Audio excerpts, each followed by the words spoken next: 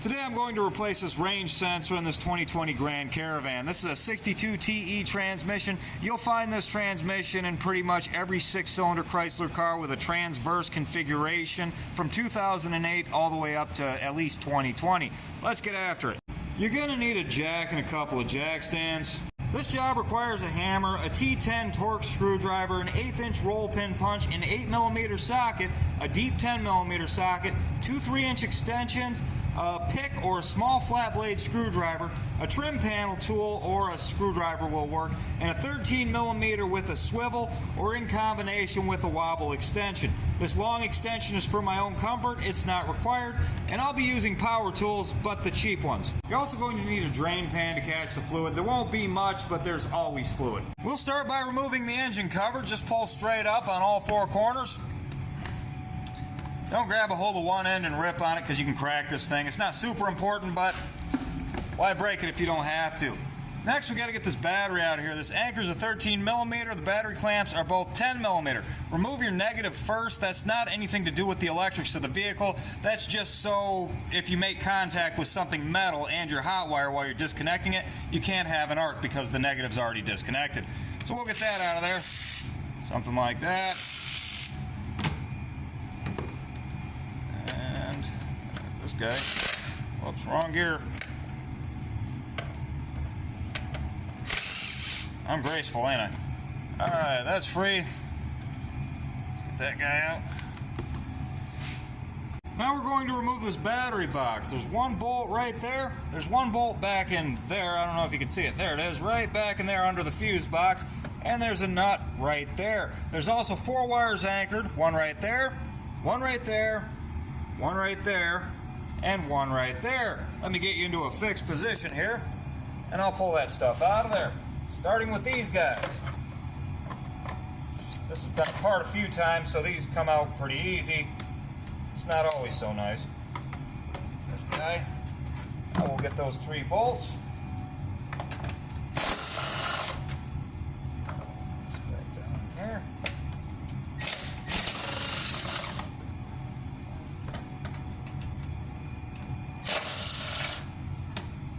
And those are all out. Just gonna it up, sort of wiggle it out from underneath of this line down here. There you go. Now the battery box is out. Now I'm going to get this coolant reservoir out of the way. This thing's just sort of popped in there. I pull this top radiator hose back and pull straight up, and it just slides in there by those little tabs. I'm just going to set that upright over here on the engine someplace. That works. Something like that. Now let's get after that plug-in down there. This thing, if I can get you some light, get you down in there. This thing has a little plastic tab right on the back side that you got to push down to release the gray one. Right there. Once that's loose, just sort of wiggle it out while you slide forward on that and pull. Just work it out of there. Don't just force the plastic tab in. Sometimes it'll just pop off. Now that's loose. Next is these wire anchors on the pan. There's this one right here that's got to come out of there. And there's another one. I'm sorry you're going to get shaky again, but it's right there. That's just got to pop out. Apologies. There she goes. Now she's free. That was graceful as well. Now we got to get to these transmission lines. This is not entirely necessary. You don't have to take the transmission lines out. I'm going to take them out because it makes my life a little easier. To get these things out, slide these little plastic rings back. See if I can get you better lighting. This guy there. And this little plastic ring back as well. Now we need that flat blade screwdriver or pick if you've got one of those. And we're just going to dig out these little pieces of wire here. Don't lose those.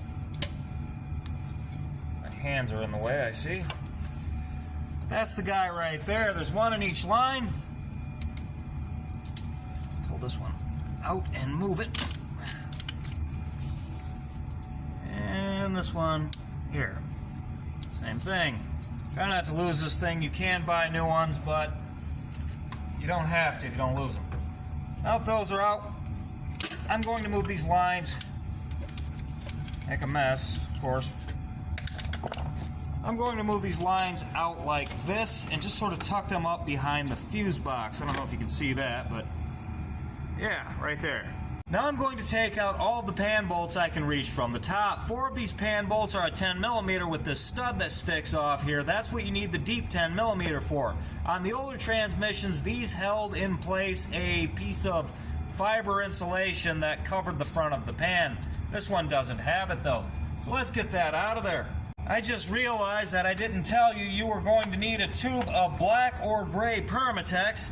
I'm sorry. I can see the comments now. I had to call my abusive ex-boyfriend to give me a ride to the store to buy some Permatex because I trusted you to tell me everything I needed and you didn't deliver. I'm sorry, guys. The last thing to do up top before we raise the vehicle is to disconnect this shift linkage right here. Make sure you block your tires first just in case it pops out of gear or something. But these things just pull up like that. And that's all we want to do. Now we can jack it up. Alright, now that it's up in the air and I have access to the bottom, I'm going to finish taking out these pan bolts. It's just the ones across the bottom. I got all the others from the top. It's faster than ratcheting. Alright, this guy, switch tools, because why wouldn't they just use the same size all the way around?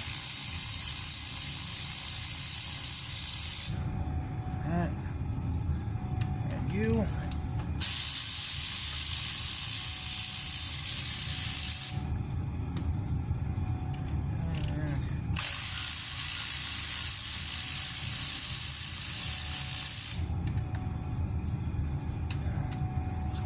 Never thought I'd see the day where I thought the ratchet was slow. Alright, now that that's done, I'm just going to take my trim panel tool and just sort of work it in around the edges here. Find a place where I can bite it. Oh, hang on.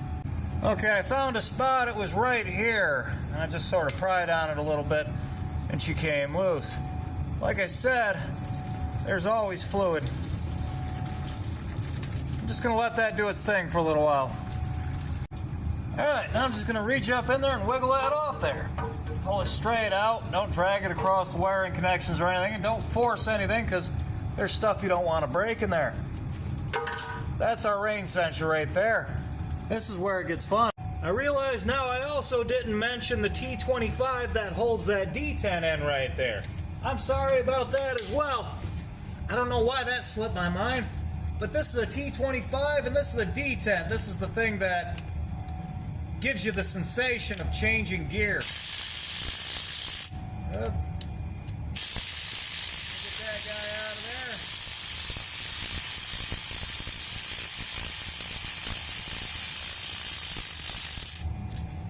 It's free. Now I gotta change your lighting situation for the next part. Hold on. The next thing to do is to get this wire connector out of here. Just get your pick or flat blade screwdriver, whatever you use to get those wires out of the transmission lines, and just sort of pry out on that while you pull up on the wire and she's disconnected. Now we got to get after that roll pin right there. We need to drive it halfway through, not all the way through, because we don't want it to end up in the pan. Alright, let's try to drive this thing out of here. The hardest part about this job is actually just getting the camera in the right spot. And we just tap on it. Don't have to beat the crap out of it, just keep going.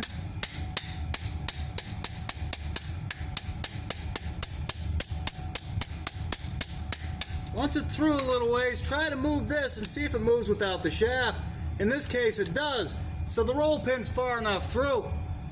Now in this hole right here there's a screw. It's a T10 Torx. Take that all the way out. Once you've got that screw out, come up to the top and lift up on the shifter arm right here. I just hook it over this line. From there, this guy will actually come out of here.